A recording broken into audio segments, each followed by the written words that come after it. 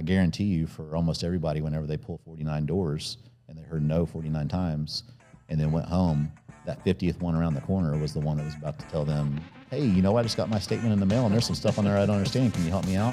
Whether you're a seasoned vet of the payments industry or a brand new rookie who just heard the term dual pricing for the first time, you're in the right place. This is the only podcast that shares the strategies and stories behind selling merchant services. Welcome to Agent First. All right, welcome to another episode of the Agent First podcast. I'm Justin Vollrath, your host. I'm super excited to be here today with Evan Comer. Evan, welcome. Thank you for having me. Yeah, glad to have you here. Where are you from? Oklahoma City. Oklahoma City. That's right. Home of the Thunder. That's right. World champions. World champions. That's right. But have you always lived in Oklahoma City? So I've lived around the state of Oklahoma in different places between growing up and then going to college and things like that. I was actually born in Terre Haute, Indiana, but lived in that area until I was like 4 years old. So really an Okie since then. So Oklahoma is what I know. A proud Oklahoma. That's right. Oklahoman, Okie. Okie, Oklahoman. We'll answer to all those. Okay, we'll go over all of them. All right. So, and you went to Oklahoma State, right? That's right. Okay. All right.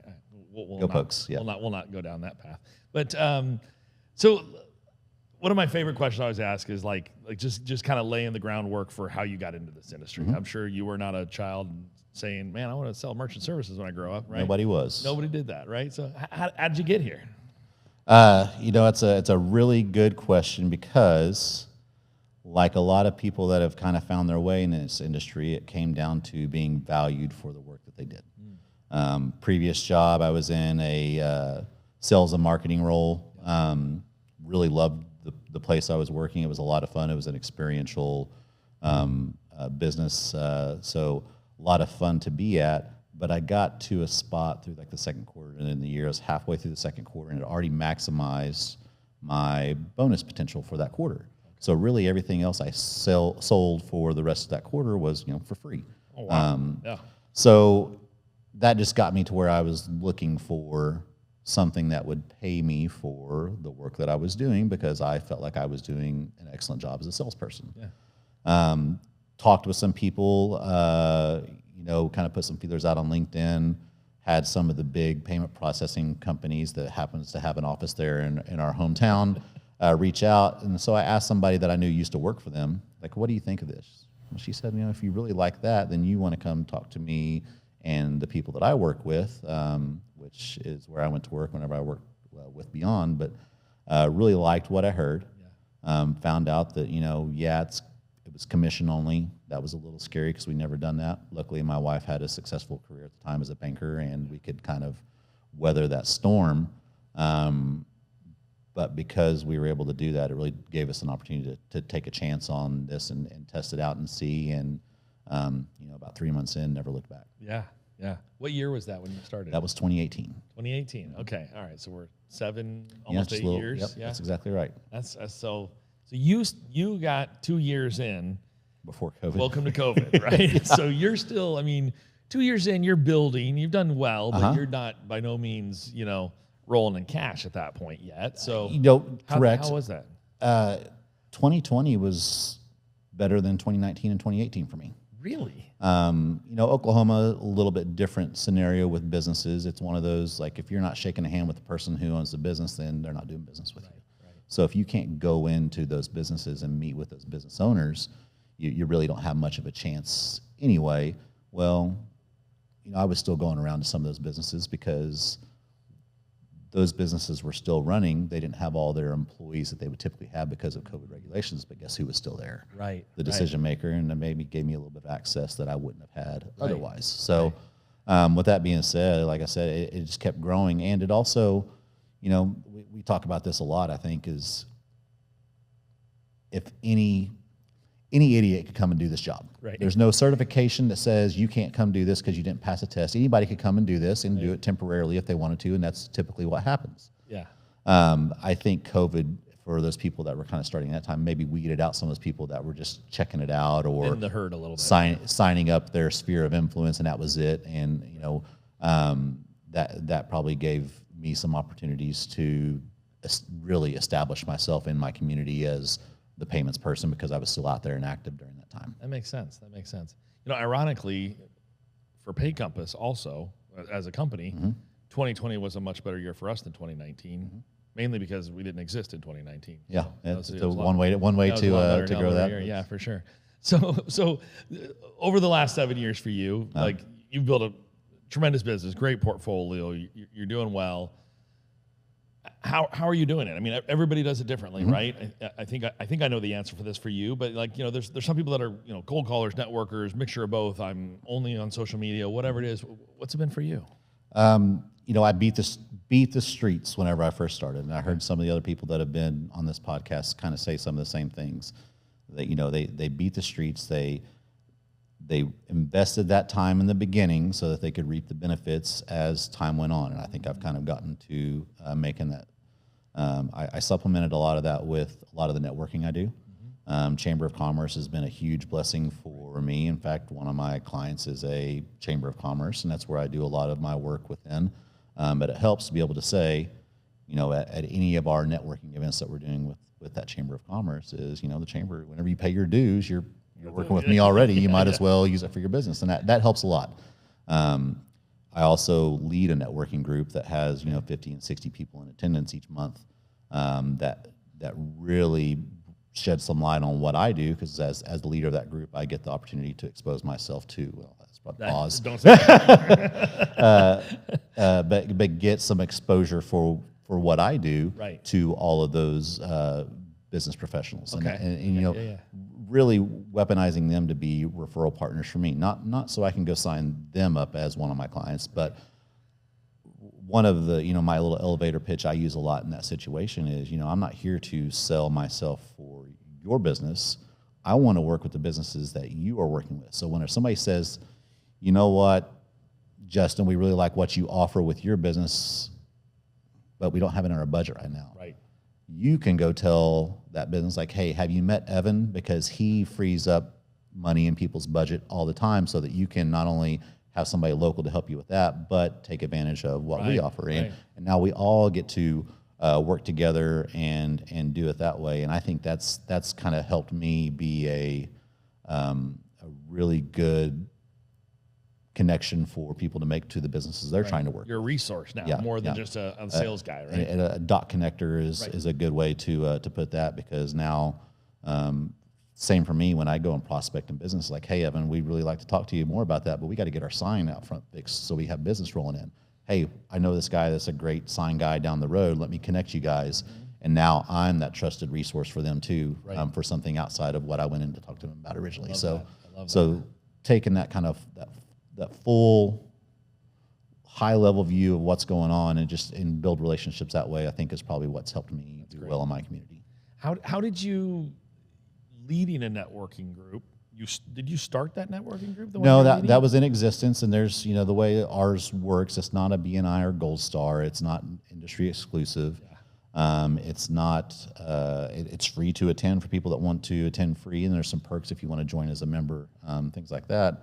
But that really helps the numbers roll in. Now we have a big group of 60 people that are going around giving their elevator pitch to the entire group, and it's not a set group that's in there. So anybody can come and go.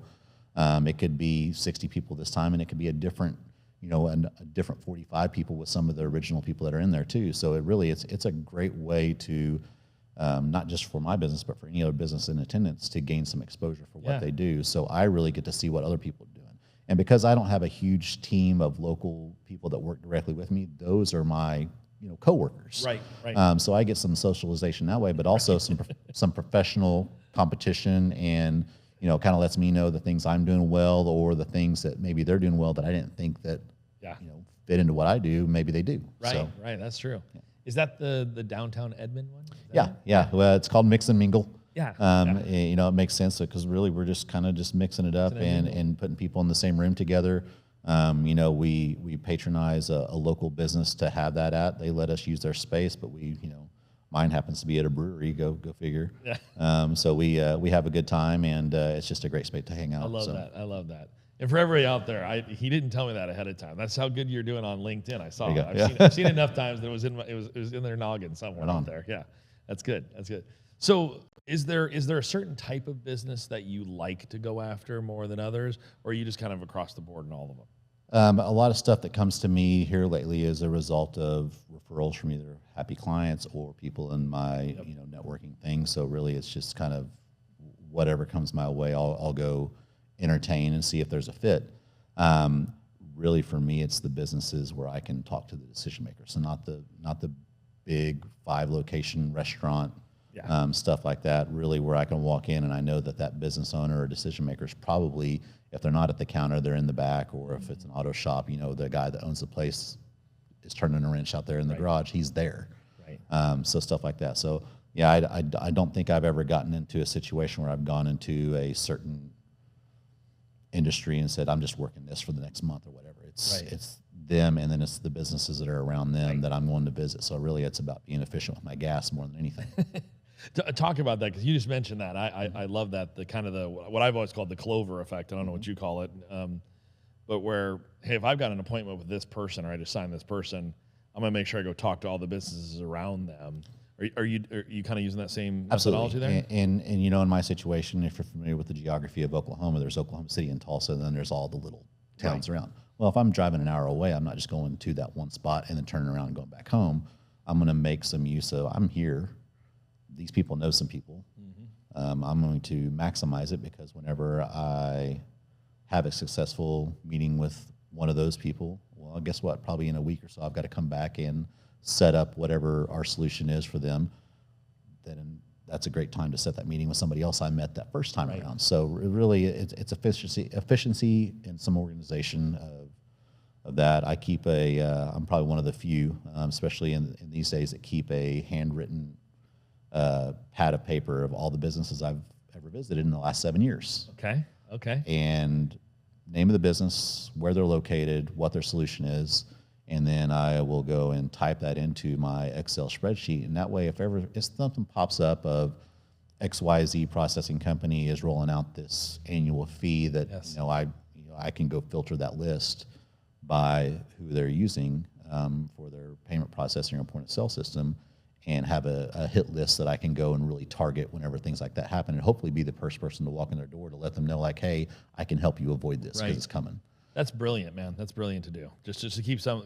And it's always in my car. It's always on my passenger seat. It's always available to flip through. It's alphabetized, so it's easy to find. So I'm not trying to type through some CRM or something like that, which you make that work for you if you know how to do it. If you don't know how to do that, don't not organize yourself just because you don't know how to use that CRM. Right, figure it out. Put it on a pad of paper. Put it on an Excel spreadsheet that's just got some empty spaces in it. And I mean, that's what's kept me going. And I know that in the beginning, a lot of reps are probably like, well, I've only been to 50 businesses. I remember all of them right now. Well, in 2 years, if you're still doing this, you're not going to remember all the people you've been to. Exactly. And so start it, because a lot of people just don't start it because they didn't start it in the beginning. Right. I got lucky enough that the person who kind of brought me into this pushed me into doing that one way or the other. But some of the shortcomings of some reps that have come on since then that I've helped train really wanted to take that shortcut approach of, well, I'm going to put it into this system and make it do all the work for me, and it's just too much to try to visualize or think about or try to find back where you're at. So I like that. Just keep it simple, right? We don't have to overcomplicate this. It doesn't have to be this complex thing. You can just pad of paper. It's a legal pad and make it happen, right? Yeah. And I think I probably have every business card still in a shoebox somewhere that I've ever collected too. So they'll make nice kindling one day. Probably. Yeah, exactly.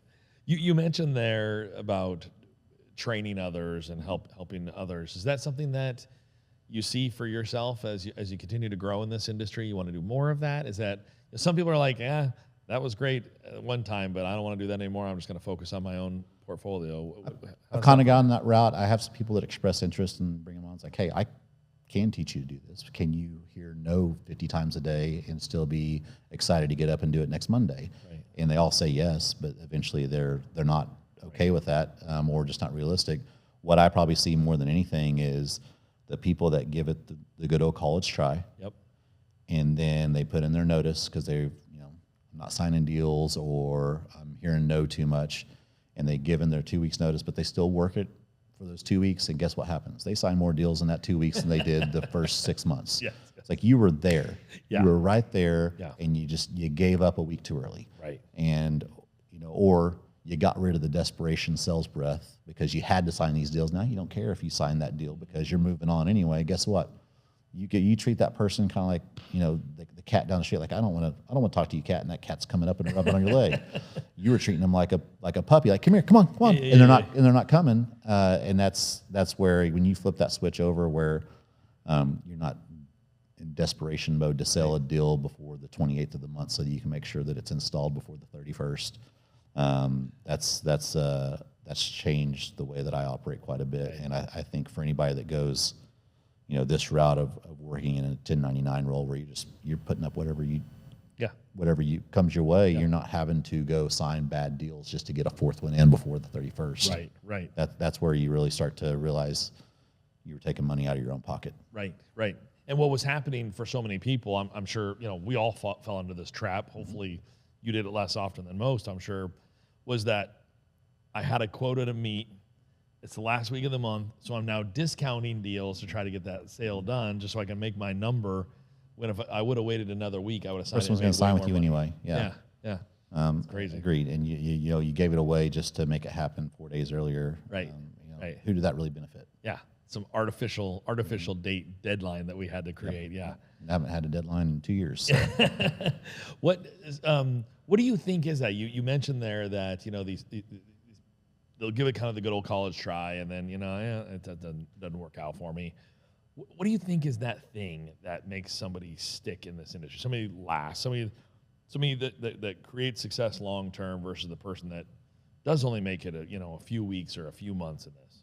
Well, I can tell you probably what the people that are not finding the success they want is because they're being trained by a person who's having that easy success all the time. So when I'm training somebody, I'm like, yeah, I've got 150 businesses I'm working with, and everybody knows who I am when it comes to payments, and they're not that. And they want to be that. They can be that, but I wasn't that in my first 6 months either. Right.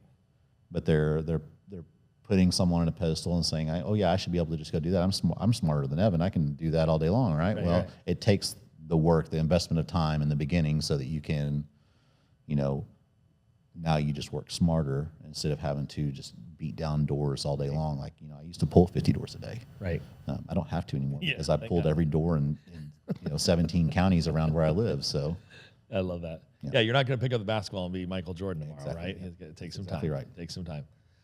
So when I hear from some agents or salespeople in our industry, there's a lot of times there's some justification or there's some excuse making, I guess is maybe even a better word to do it. Like, oh, you don't understand my area, how tough it is because of competition, of I have so many people.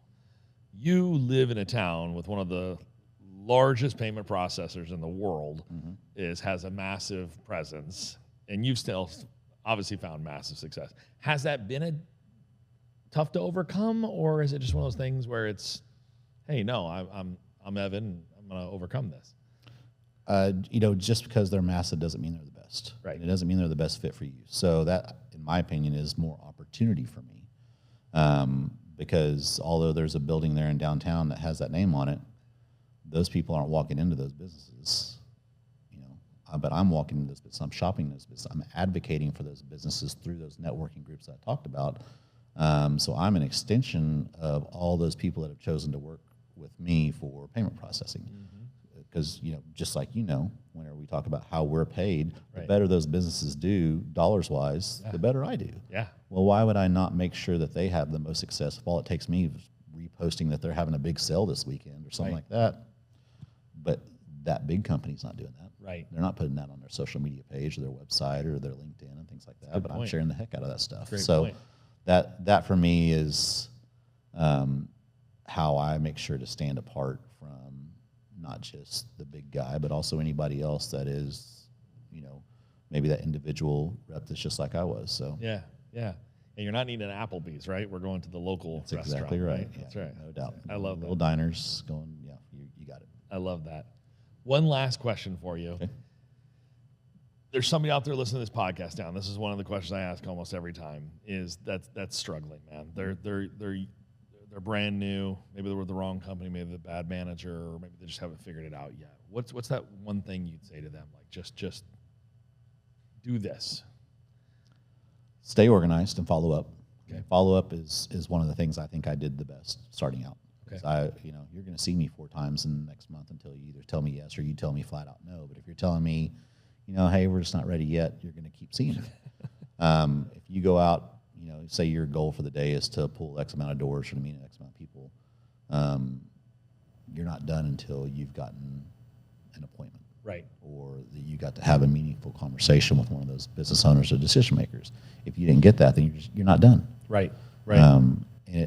I guarantee you, for almost everybody, whenever they pull 49 doors and they heard no 49 times and then went home, that 50th one around the corner was the one that was about to tell them, hey, I just got my statement in the mail and there's some stuff on there I don't understand. Can you help me out? Right. Right. And that's if you have that mentality of, hey, it's that next one that I didn't go to, or I'm not going to stop over there. We were talking about a second ago, those rackets that people put in their own head. I used to not go to auto shops when I first started out. It's like, oh, those guys don't want to talk to me. Rough guy back there doesn't want to see me walking in his door. He wants to see somebody else coming in that helps him out with credit card processing. Somebody that looks better than I do. And then I went into one just because. And one call close. Right. Who do you know? Yeah. Oh, that guy down there and that guy down there. And I had 4 auto shops by the end of that week. That's awesome. And guess what? That could have happened 2 months before that if I would have, not been an idiot. Right. So.